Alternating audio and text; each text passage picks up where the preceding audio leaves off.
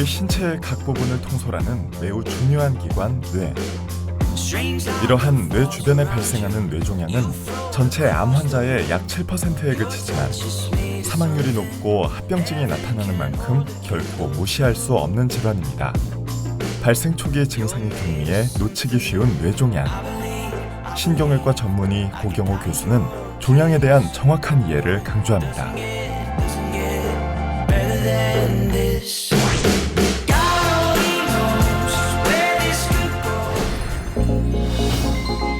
뇌종양 하면 암이라고 하는 분들이 많은데 종양이라는 단어로 인한 오해 같습니다. 종양은 비정상적으로 증식한 세포 덩어리로 우리 몸 어디에서나 발생할 수 있는데요. 뇌종양은 두개골 안쪽에서 발생하는 종양으로 총 4등급으로 분류합니다. 등급이 높아질수록 악성도가 높으며 최종 4등급만 암이라고 할 수 있지만 이 3등급의 종양도 암의 특성을 일부 가지고 있습니다. 일반적으로 악성 종양은 성장하면서 주변 조직을 파괴해 경계 구별이 어렵지만 양성 종양은 종양의 경계 구별이 비교적 뚜렷하게 유지되고 주변 조직을 침범하지 않아 조기에 발견하면 완치뿐만 아니라 신경기능 회복까지 기대할 수 있습니다. 발생 부위에 따라 두개골 안에서 발생하는 종양은 원발성 뇌종양, 폐암이나 유방암 등 두개골 밖 다른 장기에서 유래된 종양은 전이성 뇌종양이라고 하는데 뇌의 어느 부위에서나 발생할 수 있습니다. 뇌종양의 원인은 명확히 밝혀진 것은 없으나 일부 유전 질환에서 발병 빈도가 높은 것으로 알려져 있고 방사선과 발암물질 노출, 면역결핍 등이 원인으로 거론되고 있습니다. 뇌종양은 발생 부위에 따라 증상이 매우 다양하고 초기에는 증상이 모호해 의심하기가 어렵습니다. 발생 초기 가장 흔한 증상은 두통으로 아침에 일어날 때 심하고 점차 호전되는 양상을 보이는데 종양에 의한 뇌압 상승으로 메스꺼움이나 구토가 발생할 수 있습니다. 내과적 치료에도 증상이 반복되거나 눈, 코, 입, 귀, 인후 기능과 감각 이상 등이 나타나면 전문의의 진료가 필요합니다. 발생 부위별 증상을 살펴보면 우선 대뇌 전두엽에는 언어와 운동 중추가 있어 언어장애, 편측마비, 치매 환자처럼 인지기능장애, 요실금 등이 올 수 있습니다. 축두엽은 최근 기억 및 감각성 언어장애를, 두정엽은 사지 감각 이상, 글쓰기나 계산 등이 어려울 수 있습니다. 시각 중추가 있는 후두엽은 시야 상실을 일으키고 뇌하수체 부근에는 시신경 교차 부위를 압박해 시야가 좁아지거나 거인증, 쿠신병 같은 호르몬 장애가 나타나기도 합니다.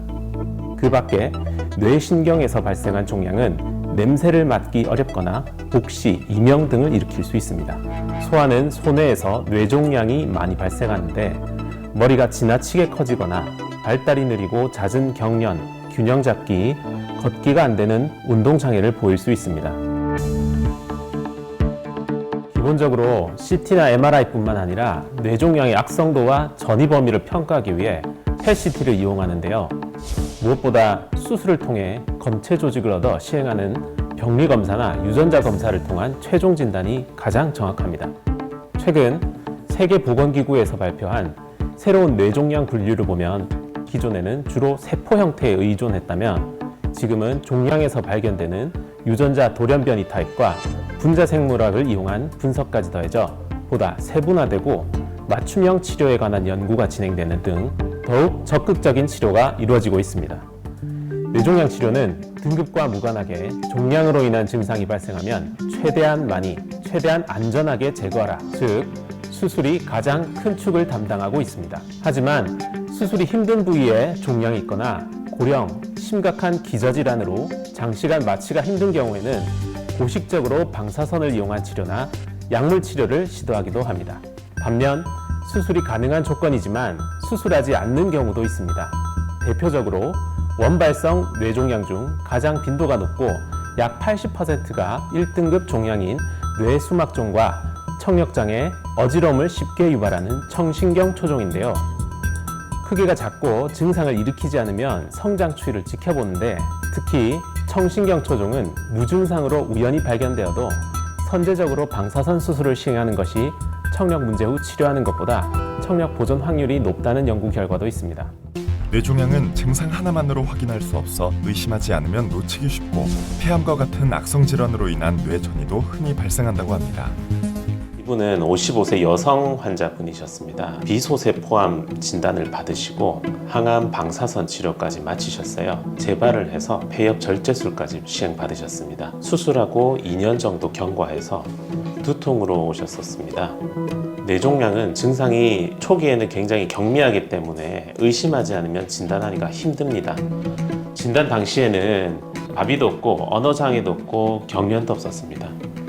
경미한 두통이 있어서 의심돼서 MRI를 찍었습니다. 이런 증상만 가지고 단순히 두통인지 뇌종양인지를 진단하기가 쉽지는 않았습니다. 폐암 병력이 있었기 때문에 실제로 MRI 찍었을 때 우측 전두엽에 4cm가 넘는 뇌종양이 발견되었습니다. 환자마다 증상이 천차만별인 뇌종양. 세심한 관찰이 중요합니다. 뇌종양의 근본적인 치료인 수술에서 정상 뇌조직과 종양의 범위를 눈으로 확인하기는 어려운데요. 이때 형광물질로 종양을 구별해 주변 혈관에 손상 없이 종양을 절제할 수 있다고 합니다. 현재 이분은 수술을 받고 재발 없이 보조적인 항암 방사선 요법을 받으시고 재발의 증거가 없는 한 재발 여부를 확인하면서 외래에서 추적 경과 관찰할 예정입니다. 간혹 가다가 의학적으로 증명되지 않은 민간요법이나 성분을 특정할 수 없는 식물의 즙, 그리고 건강식품 이런 것들에 의존하거나 남용하는 경우가 있습니다. 이런 것들이 잘못 사용하게 되면 기존에 사용 중인 약의 부작용이, 독성이 더 강해지거나 약효가 떨어지는 그런 부작용이 있을 수 있습니다. 현재 2만여 명으로 추산되는 국내 뇌종양 환자. 뇌종양의 발병 원인이 아직 명확하지 않은 만큼 치료 시기를 놓치지 않는 것이 중요합니다. 양성 뇌종양은 수술 후 휴식만으로도 대부분 한 달 내에 일상과 직장에 복귀하는 경우를 볼 수 있습니다. 제 경험상 합병증이 없으면 무리한 운동이나 노동을 하지 않는 이상 3개월 이내 일상생활이 가능합니다. 악성 뇌종양 수술 후 방사선이나 항암 치료를 할 때는 균형 잡힌 식습관과 함께 가볍게 걷는 수준의 신체 활동을 꾸준히 하는 것이 좋습니다.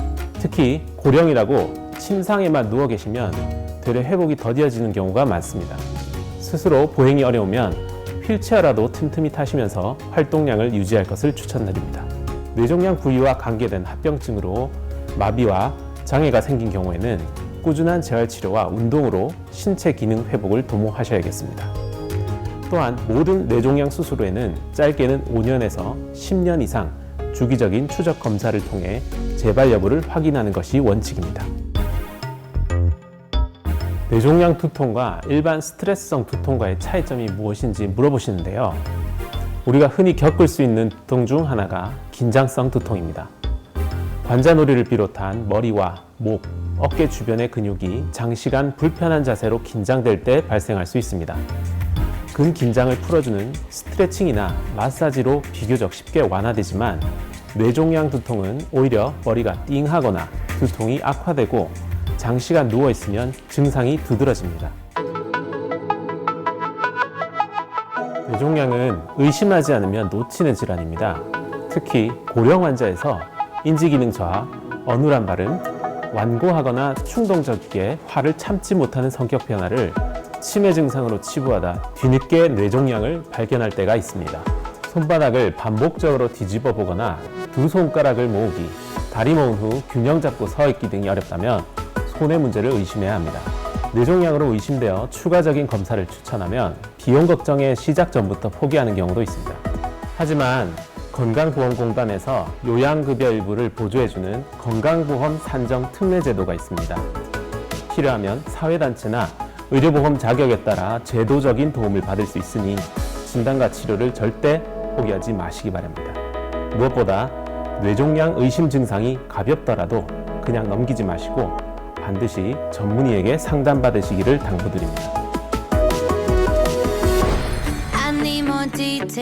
평소 두통이나 시력 저하, 기억력 장애 같은 증상을 노화나 스트레스로 인한 일시적인 증세라고 넘기지 않는 것, 뇌종양 관리의 시작입니다. 전 국민의 비대면 주치의, 건강 좋은 날 플러스.